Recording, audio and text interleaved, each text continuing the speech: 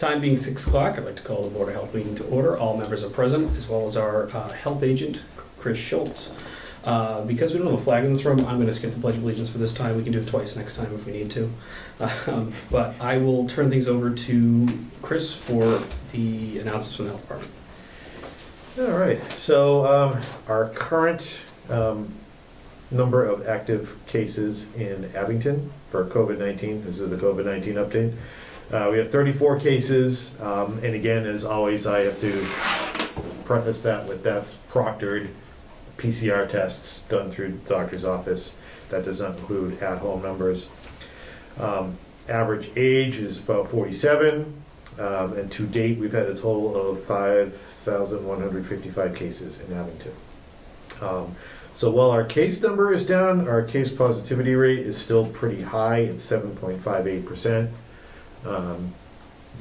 We still have the recommendation posted, as was the board's decision, anything above 5, so that's where we stand now. So that's COVID. The next great thing to lose sleep about is monkeypox. So as of right now, we don't have a lot of information. Lindsay and I will be attending a webinar tomorrow, being held by the health department, the state health department, about that. Right now, if there's anybody in Abington that's concerned or feels that they should be vaccinated, we encourage them to reach out to us at the health department, and we will guide you to the proper resources for that. And the only other announcement I have is to encourage people to sign up for Code Red. The sign up is on the website, and that is for townwide alerts for both emergency and general information. We've been using that pretty successfully, both for town events, traffic closures, heat wave, so encourage people to sign up for that. And that's all I have for announcements. Chris? First item on our agenda tonight is to vote on the appointment of Chris Schultz as the Abington Board of Health agent. This time I'd like to invite Scott and Macy to talk about that with us. Yeah, thank you for having me. I appreciate the opportunity. As you know, our past health director left several months ago, and Chris did step right in and start filling that position and helping us. And he certainly has shown that he is more than capable, and his work has been outstanding. Working with him as a part of this team has been a great experience. We posted the job. We had it out for several weeks as required by the charter, and also as required by the charter, I needed this board to affirm that appointment. Thank you, Scott. Does the board have any questions? And you just need a vote from us? Yeah, it's more a vote if you disagree, but I think it would be nice if you agree. I'll make a motion to appoint Chris Schultz as the Abington Board of Health agent. Second. Okay, I have a motion to appoint Chris Schultz as the Board of Health agent from Kevin, second by, I think Lisa was like a hair faster. Any discussion? All in favor, please say aye. Aye. Opposed? Is unanimous. Congratulations. Congratulations. Thank you for joining us, Scott. No, thank you for having me. And I'm going to leave. All right. Get to your meeting. Our next agenda item is a discussion on a certification of occupancy regulation. I believe Chris has a PowerPoint presentation that was given to all of us. Yep, we're gonna do it old school style. Yep, so I will turn that over to you. All right, so I'm actually not going to go through this whole thing, but I just wanted to give it to you guys. I think I sent out a link to everyone that has both this and the guidebook that the Excuse me, Franklin. Yep. you don't happen to have another one, do you, so she can Oh, have? yes, I have a whole bunch right there. Excellent. Thank you, Yeah. Lisa. Go. Yeah, I made extras. Awesome. So I'm just going to skirt through this real quick, and I'll provide Abington Camp with a link to the website that has the slideshow as well. So what we just wanted to cover is why we would consider these regulations, what exactly the regulations are, the goals of a pre-rental inspection program, the benefits and challenges, looking at a model of how some other towns have done it, and then we can do any Q&A if you guys have it. So one of the big focuses of health departments going forward is health equity. We want to make sure that all of the populations in our community are served, and one way we can do that is making sure housing, which plays a very important part in health, is adequate and meets the needs of our population. So what we would do with this regulation is create a pre-occupancy inspection program for rental units to ensure that they meet the local and state housing and sanitary codes. Units that pass would receive a certificate of inspection / habitability thing. Right now, I think they get inspected when they're built, so this would be something generally, depending on how the board wants to do this, would be when a unit becomes unoccupied, we would go in and do an inspection before it's reoccupied. The goals of the program is to make sure every renter is assured safe housing, elimination of substandard living conditions per state sanitary code, and it would be a proactive approach rather than reactive, as well as hopefully a collaboration with landlords. So just for a little background on that, right now, the health department, both myself and Lindsay are certified to do inspections for minimum standards of human habitation. Usually what happens is we get a complaint from a tenant that their landlord hasn't addressed issues. We go in and do an inspection, which is a very difficult process when people are living in there. If we find conditions that don't meet the minimum standards, a correction order is written. If it's something minor, like a moisture issue or not enough light or window casements, the landlord has a certain amount of time that they have to correct that. If we find a situation where life or health is at risk because the condition is bad enough, and this does occur, then the landlord has to put those tenants up in a hotel somewhere while the problems are addressed. So part of the goal with this would be finding and identifying those problems before you have a situation where people have to be displaced. Some of the benefits for landlords: documentation of the condition of the rental unit at the beginning of the tenancy serves as a form of insurance for them. I'm sure if any of you have ever rented before, you're familiar with security deposits. This is a piece of paper certifying that the unit met certain standards. So if it doesn't, the next time it's unoccupied, they know something happened in the in-between. Protection against consumer lawsuits for renting substandard units. Tenant can't say that it doesn't meet those conditions if it's already been inspected and said to have met them. Tool that can be used against illegal rent withholding and tenant damage to unit. I'm not a lawyer, I don't want to get into the weeds with that, but generally if there's a situation where there's work that needs to be done to bring it up to standard, the tenant can put the money in escrow. They still have to pay their rent, it's just not going to the landlord. This helps prevent against that because, again, those conditions are already identified before going in. It's marketable units to interested renters, so landlord get a certificate that says this meets certain standards. That's something that you can pitch. And it helps landlords receive guidance on housing code requirements from public health professionals.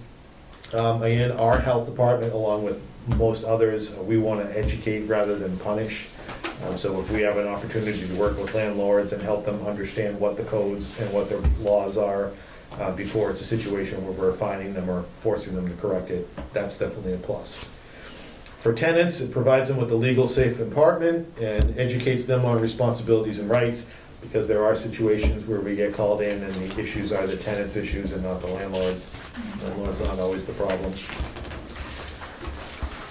For the community, it gives proper care and maintenance of residential properties, promotes healthy homes that protect children, seniors, and other occupants, and ensures the legal and proper use of dwellings in accordance with zoning, building, and sanitary codes. The benefit for the Board of Health: it stops expensive housing cases before they begin. I've been fortunate, at least in my time, that in the cases where we've had to write correction orders, that they've been dealt with, but oftentimes that can end up in court, which gets very expensive for the town. It gives leverage for boards of health and housing court cases. So again, if we ended up in court with the house, we have a little bit of leverage that there was a standard that was met, there was an inspection done. We were proactive on that. Creating a relevant regulation provides health inspectors a tool for ensuring compliance of rental units with existing housing and sanitary codes. Helps me do my job better. So some of the challenges with that, landlord resistance to regulations, nobody likes government overreach. People can be resistant to us adding one more step for their process. Displaced tenants, when the landlord cannot correct problem quickly. So this is a situation, if there was a unit that was unoccupied, we go in and do the inspection and it doesn't meet the standards. An unoccupied unit is losing money, landlord wants to put somebody in there. I would challenge the cost of relocating your tenants while that work is done versus having an empty apartment there's a significant difference, but that's one of the challenges we would face. How do you see that difference? Well, if nobody's renting the unit and it can't be rented for a month because stuff has to get done, you're only losing potential income. If you have tenants already in there and you have to put them up in a hotel and you're not getting rent, then you're doubling your costs. I see. Inspectors may find illegal units that aren't registered. That's a challenge, but also I think that's a win for the health department and being able to catch these before there are people in there. Inspectors may encounter hoarding or other tenant side violations. While that's a challenge, that's also gives us an opportunity to help before it becomes a problem. If we can intervene on a hoarding case before it becomes an emergent issue, that's definitely a plus. And there could be possibility of rent increases. So Williamstown is one of the towns that is currently doing this, and they had a four-prong approach to getting these regulations out there, which was communication, scheduling, educational tools, and forms used. This is all about educating the public and our landlords and tenants in town what the board would be looking to do. So then it gives us some steps on how to pass a local health regulation. You guys have probably taken the training, you're familiar with this. You draft a regulation and discuss it in posted meetings, post a summary in a newspaper prior to hearing, have a hearing, hear from anyone in attendance, either vote at that meeting or the next one, and then send a copy of your regulations to DEP once they're completed.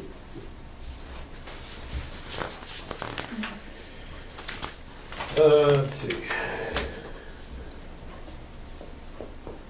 So this next page just gives you four different types of pre-rental inspections that have been set up. Your first one being no pre-rental inspection requirements, which is currently the majority of towns and cities in Massachusetts, including us. Your first possibility is regular rental unit inspections every 1, 3, or 5 years, regardless of whether it's occupied or not. There's a list of, those are mostly big cities or towns: Boston, Lynn, Pittsfield, Brockton, Quincy, Brookline. That's a lot of work, so that would be saying every single rental unit in this town would be inspected on a whatever schedule you set, 1, 3, or 5 years, regardless of whether anybody's in there or not. Or you have the pre-rental inspection required upon any change in tenancy, occupancy, or property ownership. So that's if, I know sometimes a property owner will sell a property with tenants in it. So in that case, we would have to go out and inspect those units regardless of whether they were occupied or not. And then the final option, which is sort of what we've been looking at from the beginning here, is the inspection and certification from the Board of Health required prior to each new tenancy. So that's just vacant units, 5 years or older, 5-year-old construction. So those are your options. And that's pretty much it. As you can see, they give you an example of the communities that have each one of those type of inspection levels. So also on the link I sent you guys was, there was this slideshow, there was a copy of the guide that I think Williamstown published for their residents going over the whole thing, and then there was a copy of some of the templates for the inspection form, for the fee schedule, all of that stuff. That's all I got. Anybody have any questions for Chris? I do. I'm wondering from the slides, what, how do you see illegal unit? What is that? So we have actually run into that recently, and it obviously didn't come from one of these inspections, but if you know, let's say, I don't know, like a two-family house and they constructed a third apartment in the attic that's not. So an illegal apartment, not an uninspected by the Board of Health, illegal. Correct, yeah. I see. Not inspected by the town at all. because it's Yes, not yeah. approved. And that's like we just happened to run across recently. It was an unrelated matter. It was a firebox call. A fire department went out and there were illegal apartments in there. So that's currently how we would find out about it. So if you're doing an inspection of the building for units, you might come across something then. Again, probably a better time to find it than when it's occupied or. Do you think that a landlord that would have an apartment like that would be inclined to call for a Board of Health inspection for it? Well, if they had under the regulations that you'd be drafting up, if they were required to do it for a new occupancy, it would be my guess they wouldn't be calling us about the illegal unit, but if we were in there looking at a regular unit and discovered something, you know, I think it gives us an opportunity to be boots on the ground inside a building and see what's going on. So you think it's likely that a landlord that would have an illegal unit would call for an inspection for the legal units in the building? I would hope so. I mean, based on how the board would choose to set this up, there are fines for people that don't. And if they're not doing it and they get caught, they get fined. So what is, I didn't get that far. What is the fine typically? Obviously, I don't know. It differs by every community. But $1,000? One of Yeah. the schedules I saw was like $100 first violation, 200 second, 300 third. Yeah, yeah, But and each day passed is that fine. each Yeah. day, Right. yeah, It's like $100 a day. a day. Right. Yeah. So I guess the idea is like the order is issued to the landlord to correct these things, given a certain amount of time to do it. Anytime past that date, that's the violation. yeah. So if let's say you had an apartment that you rented without doing the inspection, and you've been renting it for 3 months, and we find out that fine would start when we're notified, when we go out and realize that it has been, and we issue the correction order. You know, for the landlord, if they say, "Oh, I screwed up, I forgot," schedule it, and we come out, and the story, it gets done. But if they don't, then yeah, it would be $100, 200, then 300 every day until the inspection's done. So say I had this illegal apartment, and I don't, by the way, but say I did, and I need zoning relief for that apartment. It's going to be a lengthy process, several weeks, months, perhaps. I'm going on $100 a day? I'm going on a limb here, but if we discovered an illegal apartment, I don't think the fine that we would be doing for the inspection would be applicable there because it's an illegal apartment. So that, you know, that's now a zoning and a building issue. I'm not going to fine somebody for something that shouldn't be there in the first place, if that makes sense. I'm wondering a couple other things. How many rental units are there in Abington? I will look into that. My next step, again, you know, I didn't want to chase after our assessor to start getting information till we get a feel that this is moving forward, but I can get that number because that certainly would impact the manpower that we're putting into this. And how many complaints do you typically get in a year? Substandard housing. Let's see, I was hired in September, and I've been certified to do housing inspections since September. I have probably had maybe a dozen calls and maybe 3 or 4 where we've gone out and done inspections and had to write correction orders on. So it's not overwhelming, but there are a lot of situations too, I'm sure, out there where, you know, there are tenants in substandard conditions that just haven't reached out. Right. But I don't think it's endemic, which is nice. This would, you know, hopefully we catch the ones that are, but I'd like to think the majority of rental units out there are up to stuff. So you feel like the substandard landlords would be inclined to call for an inspection? I think once it's been advertised and they're aware that this is a requirement and there's fines for not doing it, and hopefully with a lot of them, I mean, again, I'm an optimist by nature. I think a lot of them that are probably substandard are more education. Or I've seen ones that are problematic because of neglect, so maybe this is an opportunity to get that wheel moving again, help landlords understand what their responsibilities are. and sometimes work out those situations where it's trying to figure out tenant versus landlord responsibility. And you would educate them as to what the building code should be when you find that it's substandard? We would be going just based on minimum standards of human habitation. So basically like if I go out right now to do an inspection on that and I find a building issue or an electrical issue, I immediately am calling the building department or the wiring inspector to come out and then look at their thing. Same like if I find missing smoke detectors, I immediately on the phone to the fire department for them to come out. And so then who issues the, I don't know what you'd call it, a certificate of occupancy or? I think initially, when a new unit is built, that. No. Oh, so in this case, so if they come in and they sign off on it, or that's rectified. So then it the would- fire department, they would sign off on it and then you would sign off on it as well? Yeah, because they so did? for this certificate of occupancy, it would be us. Mhm. The health department would be the final one. And so you would do inspections nights and weekends when most landlords are likely available, No, it would be during regular business hours. regular business hours? So you feel like people that work 9 to 5 and have rental units as well would be inclined to call for an inspection and take the day off? I deal with people now. And I think if it's a regular thing, they can have themselves or an agent there. It doesn't necessarily be, we have landlords that are out of state. They have a realty agency or. Yeah, they have an person they're working agency with. that, Yeah, as that's long as paid to they, handle that. yeah, as long as they have somebody that's representing them there, or if they're going through a rental company. So it would be, So you feel that's reasonable not to have a nights and weekend? I do. I think Available? It's like a doctor's appointment, you have to take time off. If this is your property and you're Yeah. responsible for it and you're responsible for your tenants, you take an hour out of your workday and you go and make sure that your I's are dotted and your T's are crossed. Just like you would do for your general health at a doctor's appointment, I mean. That's my opinion. yeah. It would be the same as any of the restaurant inspections or tattoo parlor inspections I'm doing. Those places are open, whatever their hours are, but those inspections are done during normal business hours.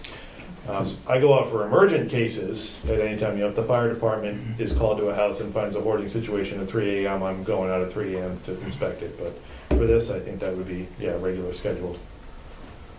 One of my concerns, Chris, is like I don't know what the average turnover is, as far as a unit, and how many units we do have, as Lisa asked. And I think just the manpower, and the other thing is too, is like the tendency that, the first of the month is when they turn over.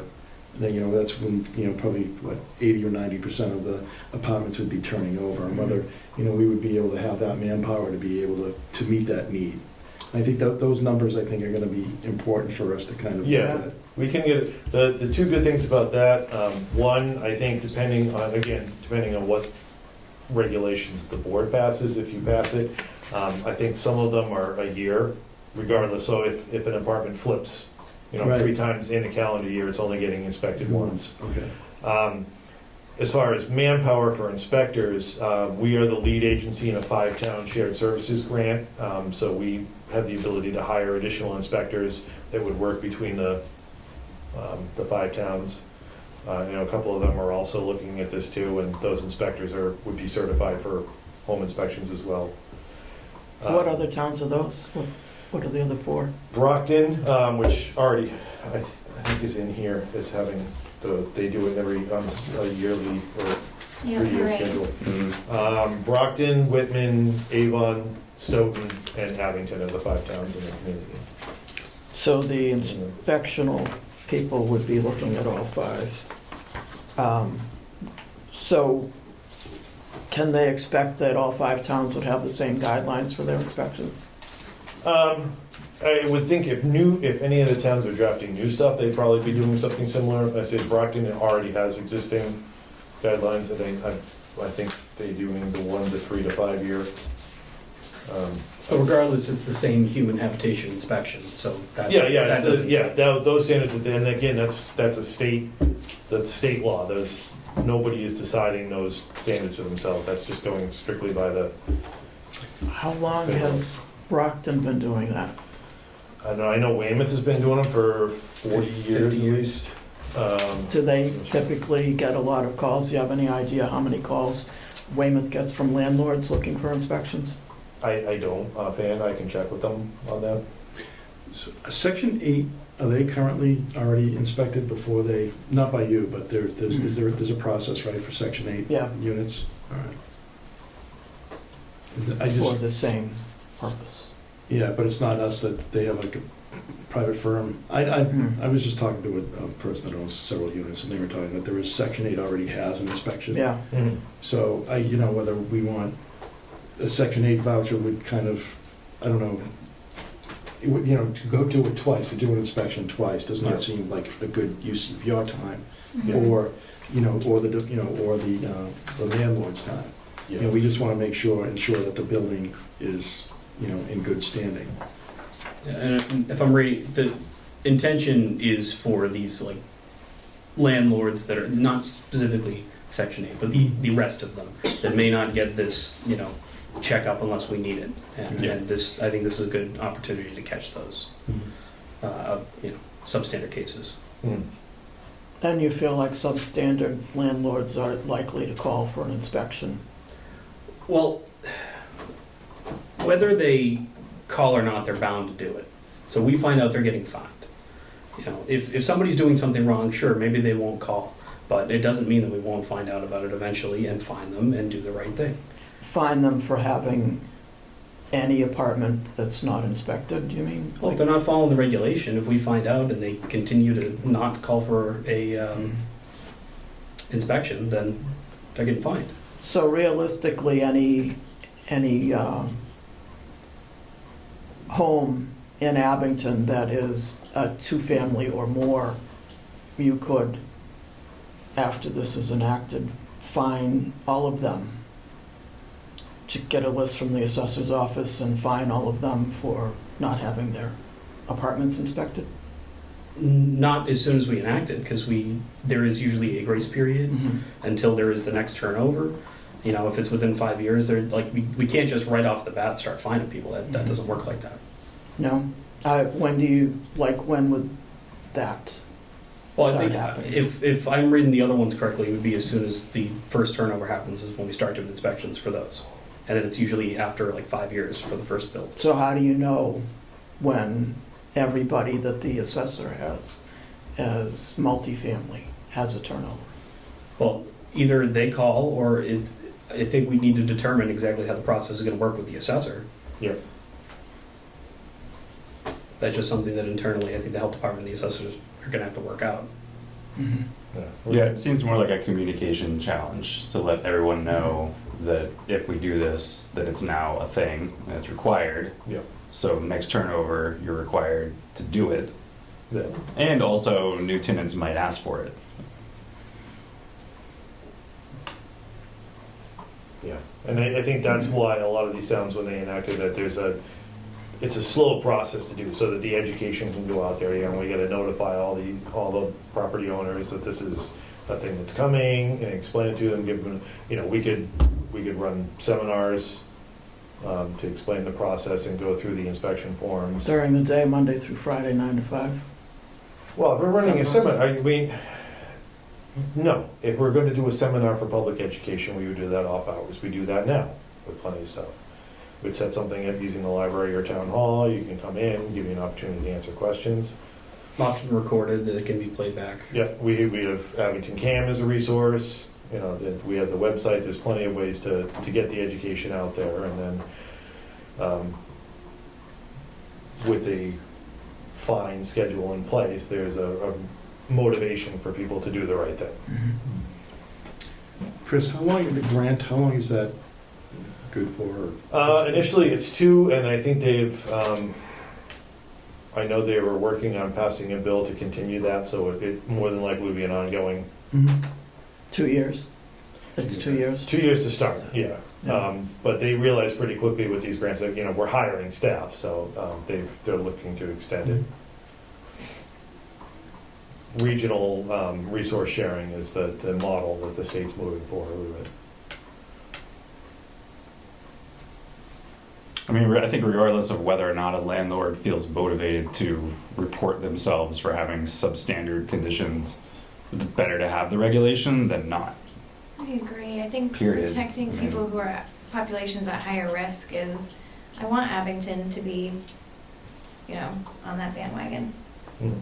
Right, and it gives tenants recourse if something's wrong, rather than just fighting it themselves. And again, and I would think in most cases, it's a benefit to the landlord to have this inspection done and address issues between occupancies rather than when you have somebody in there and then it goes to housing court and you're displacing people.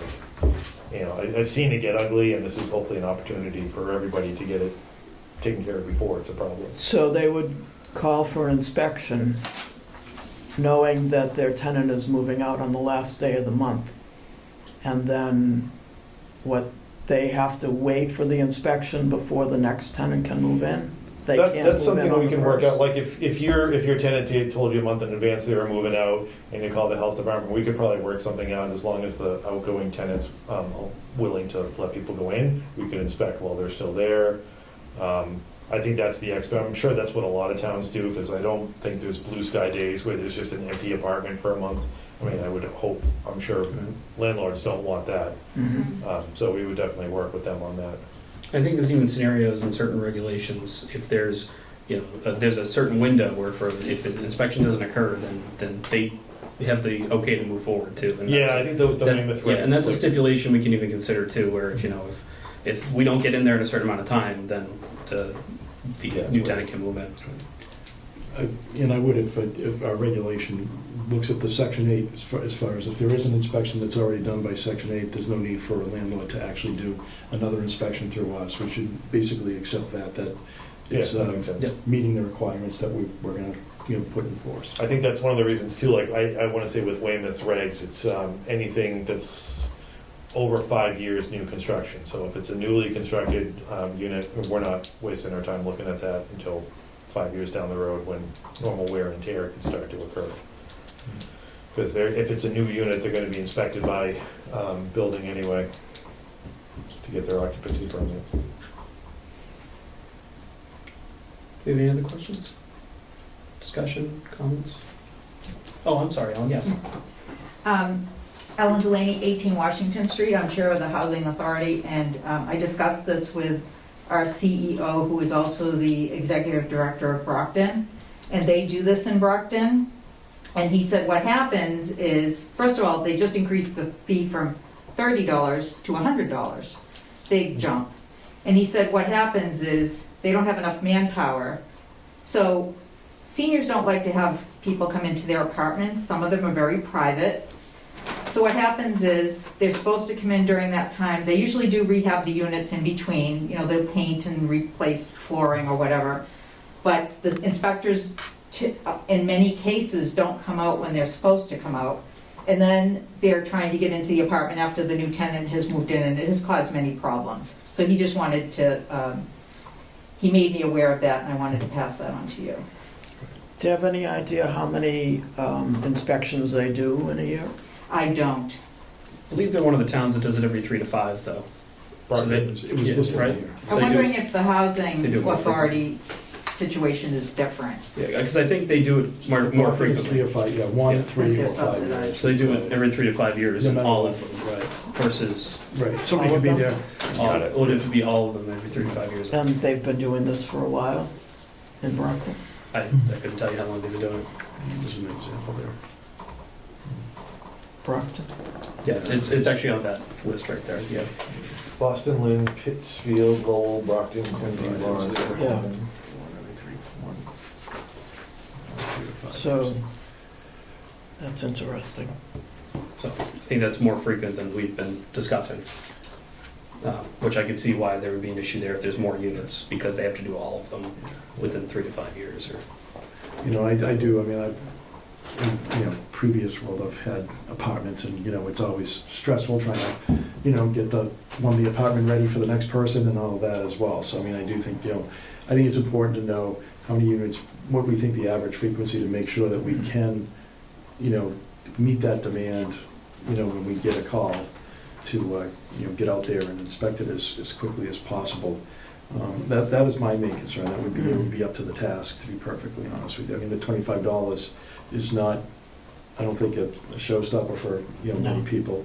But I think more it's us being able to provide the customer service to the landlord to be able to get a quick turnaround on that inspection. Yeah, to Aaron's point, I think Weymouth has got 5 business days, and if it's not inspected by the health department in 5 business days, Good it's to go. waived. Yeah. So their tenants could not move in on the 1st if you called Yeah, but if you called for the 31st? 5 business days, but if you called, say, on the 25th, and they weren't there by the 30th or what have you, then they would be able to move in on the 1st. So as long as you schedule the appointment. Yeah, you just have to plan for it. Yeah, you set the plan. If it's a requirement, that really shouldn't be an issue in real recommendation. So I'm also wondering, you said that you had like a dozen inspections, but you wrote 3 citations or whatever you would call that. What were they for? Correction orders. Correction orders. Correct. What were they for? Units that don't meet the standards of. Yeah, but specifically what? Specifically, rodent infestations, window casements, and there's a number of things you have to. So a correction order would be that the person would pretty much have to move out of the unit? No, No? it's just saying to the landlord, these items need to be addressed, and Okay. you have a timeline to do it. Sure. And in most cases, I don't think we're having people be displaced No, from those inspections yeah, no.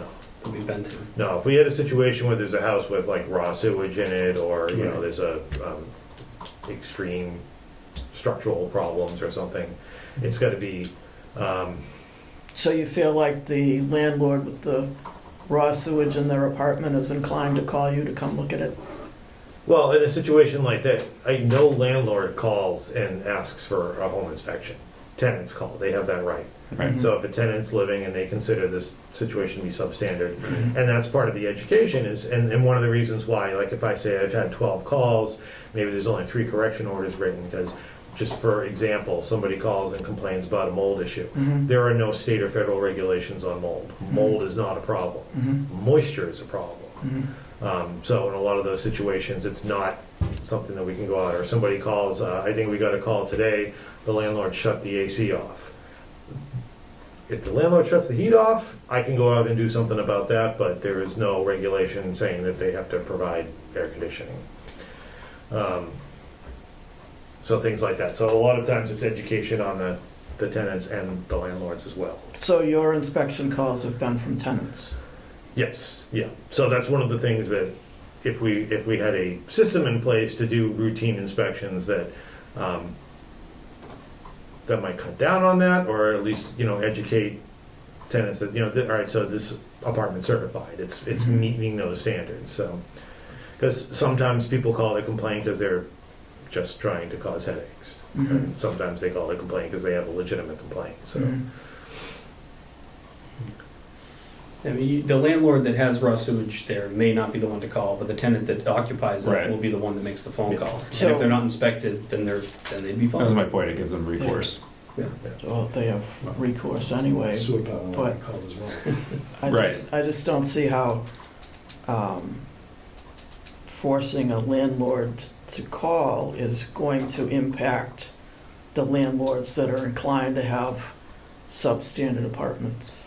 Well, I see what you're saying, like, they're not gonna call to rat themselves out, but Yeah. I think, like, if the tenant got sick of it, Mhm. eventually they would move out, Mhm. but then with the new regulation in place, like, before the next tenant came in, Mhm. the inspector would have to go out and make the inspection, so that next tenant wouldn't be in the same situation unknowingly, like, it would be Mhm. flagged before someone new would move in, therefore eliminating or at least getting the ball rolling. So for the remedy. same substandard landlord is going to call for an inspection after a tenant moves out.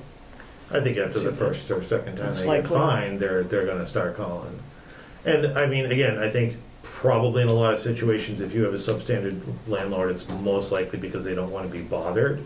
So if we get out and do an inspection and identify problems, that's a one-time thing rather than dealing with it again and again and again and again. So it's in their benefit. If the less attention you wanna have to pay, maybe we can catch it before. Like, for example, if you got bad casements on a window, if we catch that early on, then rather than having rotted out windows or missing window casements, they're able to address that when it's a small problem versus a big problem. So they just replace all the windows in the house while the tenants live in there? It depends on the situation. I'm not gonna sit here and try to be a psychic. No, I'm just trying to rationalize how all this would work. Oh, and I think one of the things I think we're all trying to wrap our head around, and there's something just between the assessor and the health department, is how do we determine when it gets turned over if it's not through a phone call from that landlord? I think that's the question we keep asking. Yeah.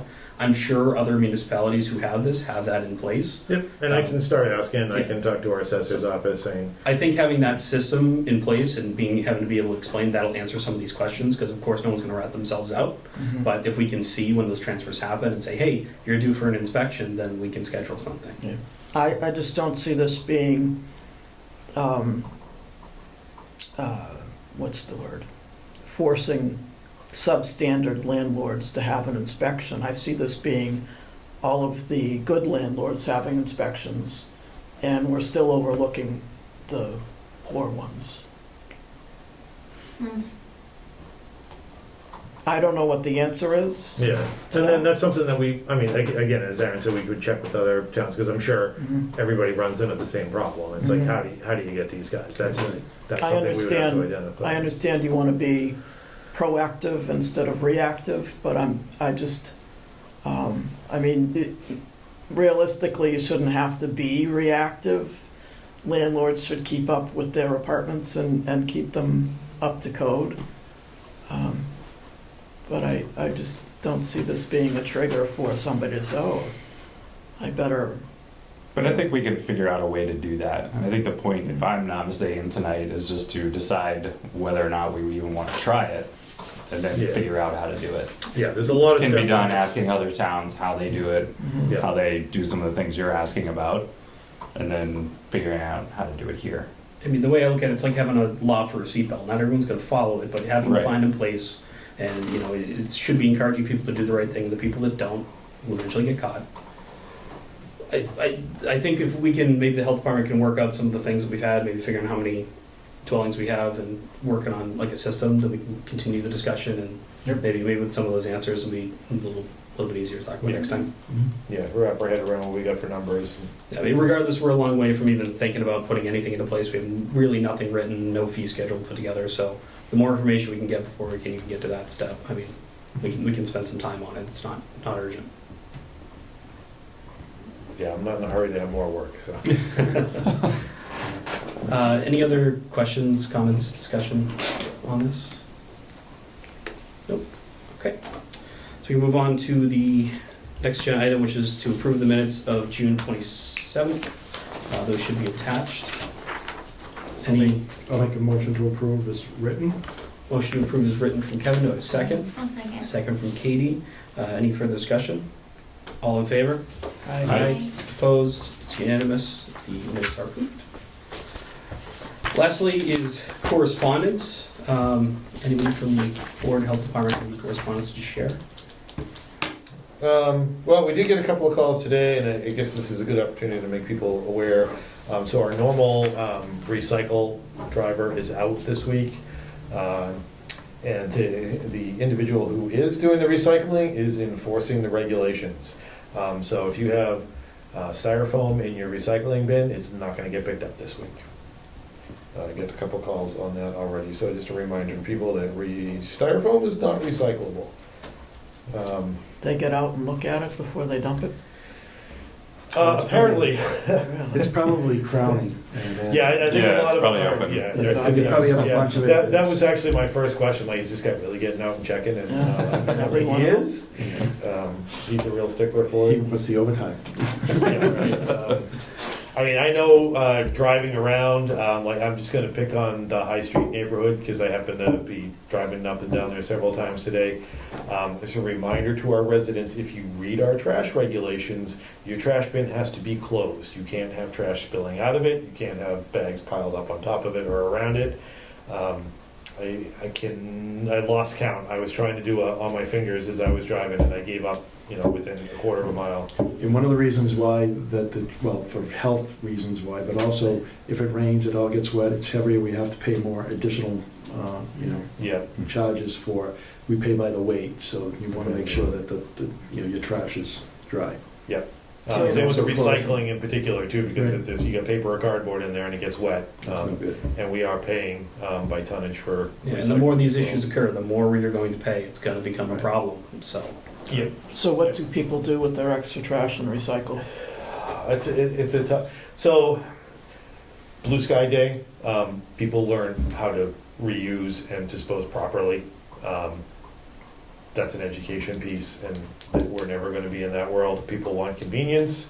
The recommendation from our trash hauler is with recycling, if you have excess recycling, that you ask your neighbors to put some in their bin. I know there's a certain comfort level with that, like I'm not crazy about the idea of talking to my neighbors all the time. But a lot of people underutilize recycling, so that's one option. We are looking at possible collecting cardboard on a town-wide basis. Really, the only thing that's holding us back right now is we have to purchase a baler, because most of the companies that will accept and pay us for cardboard, it has to be baled. So if we can find it in the budget to buy a baler, and How much is a baler? I haven't even looked yet, because I've been trying to figure out if we've got a place to put them, put it What does before. that mean, Chris? Like tied up like straw? Like- Yeah, it's like That's what a hay That's bale. what I thought. Yeah, just compacts it, wraps it, and puts it out. Yeah, it would be great if there was a company out there that would just come and collect it and bale it themselves, but they want it prepared for them. Mhm. So we've been looking at, first of all, the storage facility area first, and then if we can find a place to put it and keep it dry, So- we'll start looking at the costs. Then would that area count as a transfer station? I don't think so. That would be a drop-off. I mean, they would be consistent with what we're currently doing at the compost site with the scrap metal. It wouldn't be anything large scale. One of the reasons we've been kind of dragging our feet on it is, some people have been asking about it, but I don't think there's a big enough demand to. Cardboard. Yeah. The town can make money, like we can get paid by companies to give them our cardboard, because that's a commodity right now, but I don't know that there would be enough interest in Abington from residents to bring it there to make it cost effective. I mean, obviously, there's been an explosion with cardboard just based on Amazon and FedEx and Yeah, deliveries across the town. yeah, and then most industry experts are saying that that's not gonna change, that we've now moved towards a, Yeah. Yeah. online Not shopping. away from brick and mortar to delivery. Yeah. I mean, I know Hingham does collect cardboard boxes as well. I don't know exactly what. Yeah. But they have a full-on, Yeah, and I'm not sure. They have a transfer station. yeah. Yeah, and I know those like transfer stations, that's all conversations that will be coming down the road. But as for now, with trash, if people have excess trash, there is the option to buy an additional barrel. Currently, it's $150 up front and then $75 a year for an additional barrel. I would warn people that if they're looking at that option, that we right now are looking at what the actual cost per month of that additional tonnage is, because we are probably undercharging people at $75 a year. So that cost may go up, because again, I understand people's desire to get rid of their trash, and if they're producing a lot of trash, that's problematic, but the town, all of us are paying for it. So if you're a responsible person and you're only putting 2 bags in your trash every week and reusing and recycling what you want, but your neighbor is throwing out, 2 barrels worth of stuff every week, you're paying for that. Do you have any idea how many people have bought the extra barrel? There's a significant amount, and I've been getting more and more calls lately. I probably in the last 2 weeks had maybe a dozen calls from people asking about buying an additional barrel. So Aaron, I think Chris and Aaron, what I'd like to do probably in September, maybe do like a presentation on how people can reduce their trash. Reducing, especially, when it comes to bags and things like that, there's really no need for, getting a bag like a Trukey's or something like that. If you bring your own bag, it's, in the end, you can really reduce the amount of trash you have. Also, plastic bottles, if you have a bottle that you can, like reusable bottle as well, single-use bottles are, probably 20% of our trash, like in in our recycling. We did reach out to Boston Garden to see if we could get a representative here tonight to chat with us. Right. Didn't work out scheduling wise, so that is coming Yeah. in the future anyways. Yeah, we can talk That will be about something we'll have as a discussion, as a presentation to us, but until we can make that schedule work, it's just down the road. And I've had some conversations at Town Hall. So one of the things that we do every year is we participate in an RDP grant, which is a recycling dividend program. The town gets a certain amount of grant money based on our recycling initiatives. And one of the things that can increase the amount of money that we receive is if we have a residence recycling committee. And there used to be, I think it was the SAGE committee. I think they're defunct. I think they're still active. Are they? Yeah. I don't think so. No? Okay. The Griffin, maybe it's the Griffins ones. They meet over here. Same Yeah. people. Yeah, we have a lot of little committees that go in and out. Yeah, I don't know if there's any current members. So if that's something that people are interested in getting involved in, starting a recycling initiative at a town committee level. that So, I'm sorry, so that would be like education. Education and so there's a lot of small programs that we can kick off to reduce our tonnage, like, for example, plastic film, your Ziploc bags, bubble packing, your bread bags, all that stuff is plastic film. That can all be recycled. Single-use, one of my biggest frustration with single-use plastic bags, so those are 100% recyclable. You just can't recycle them curbside because it causes problems with the equipment and the recyclers. But they can be brought to places. They basically need to be collected, which is where in the United States we fall apart as responsible recyclers, because we're all busy, we all have stuff going on, nobody wants to collect, and you don't want to have 60 bins at home, this for toothpaste, this for deodorant, this for single film. It gets out of control. But if we had a town committee where people looked at these different initiatives and maybe could spearhead stuff, it's a manpower thing. I don't know if I've mentioned here before, but there's a program I'm working with, starting with the school in the fall, where they collect single-use plastic, and if they can collect 500 pounds within 6 months, E-Trex, the company that makes those composite decking, will award them a bench made out of that stuff. So there's, small things like that. So if we had a committee of people, that's not something like the health department just can't take on that sort of thing full-time. I'm just wondering what they would do. Yeah, it's stuff like that, and it makes a small impact, but that's part of that education, again, utilizing Abington CAM, the schools, the library. We get RDP points too with certain like mailings and education pieces, so Yeah. we had a committee like that available. Yeah, reaching out to our, like our Portuguese community. We have a sign in Portuguese up at the compost site now, and the trash section of our town website is translatable to Spanish and Portuguese. So it's outreach, it's education is a part of it, and just having the manpower to do those small collections. Are there towns that collect plastic bags and film? I don't know if there's any towns so pre-COVID, Lowe's, Home Depot, Yeah, Stop and Shop, all Yeah. did those.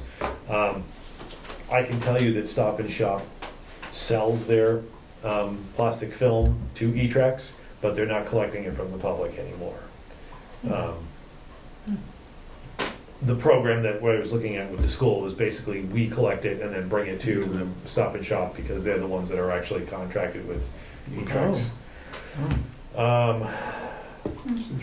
There are towns that make some recycle plastic bottle or glass bottles themselves. I think some towns Really? collect recycled glass and crush it and use it for asphalt. Rockland was looking at doing that, but I don't think they were able to make it work. Because again, it sounds great. It's a great idea if you could get every single person in Abington to bring their glass up to the compost site. And again, the compost site is run by volunteers. It's open 8 hours a week. If we had that open during weekdays, again, those are all things that increase the likelihood, but it's a manpower challenge. Do any of the neighboring towns have a mailer for cardboard, do you know? This is one of the things that we're looking at. I actually was talking to Whitman about maybe regionalizing some of our recycling efforts. You know, we have a compost site. I think Rockland and Whitman both have compost sites too. Rockland might actually, I think they have a full like recycling, I don't think it's a transfer station, but they have a lot more going on than us. So there's a possibility of I wonder regionalizing if some they of this would let stuff. us do like an Abington Day, like, and people from Abington could drop off their cardboard there, especially if it's gonna be a benefit to them, because they'll get paid for the cardboard. But like someone whose trash was overflowing, like they would probably be happy to get rid of it and not have to hang on to it until the next recycle week, you know what I mean? Yeah. But I wonder Yeah, I if mean, they would allow it. we partner with several other towns for the household hazardous waste drop-offs that are usually like 6 or 9 times a year. So that's like Situate, Hanover, Abington, Cohasset. That's all part of the South Shore Recycling Co-op. So that's all stuff that we could look at. Absolutely. Because I think every single town is going to be running into the same thing. That the cost, not only is the cost going up every year, as of November 1st, textiles and mattresses are no longer allowed in landfills. So that means you can't throw your clothes out in the trash. I mean, you shouldn't be anyway, that's recyclable material, but I think a lot of people are throwing their old sneakers and stuff in the trash. So all those are banned items. We currently recycle mattresses, so we're up on that, but that's also gonna impact businesses. Textile bins at the compost site too. Yep, we have them right here. We have them at the Frollo and we have them at the compost site. Trying to make it a one-stop shop, but Is there room at the compost site to expand, like, say, if you got a baler? possibly, hey, it's a pretty big site. Is this the driving range? Or just next to it? Does it Yeah, include the next to driving Cape range? Cod. Field dump. Next to Cape Cod. Lumber. So it includes the driving range? No. Driving range is long gone. I know it's long Yeah. gone, Yeah, yeah, but it It includes goes- that. yeah, it goes over. It's it just to abuts the right of property. Yes, it abuts that Oh. property. Right. Yeah, I'm just goes up- trying to it goes picture up how pretty big it far. is. yeah, we're only utilizing a small part of that land, but that's, I don't know how much we're able to use, but that front It is pad. bigger, yeah. Yeah, we could probably put a couple of more containers in there if we needed to. There's some room for growth. There is. Again, a lot of that's gonna depend on what the town's plans for that site are going forward, and I think that's one of the things that the selectmen are currently discussing. Yeah. I mean, the footprint, I would imagine, is only pretty much what we use in forward. Out back is where they used to, burn and, the landfill, where the landfill was. Burn. They used to burn. They would burn. Back until probably, what, 70 or 71, right in that range? It was just, you'd bring up your trash and they would be burning it. Saturday trip with my father, Yeah. going to the dump. But, yeah, I mean, regionalizing might not be a bad idea. Right. That's interesting. Is that all you had with that? That's all I All have. right. Any other correspondence? None? All right. I'd entertain a motion to adjourn. I'll make a motion. Motion for Kevin to adjourn. Do I have a second? Second. Second from Katie by both of them. All in favor? Aye. Opposed? It's unanimous. We are adjourned. All right.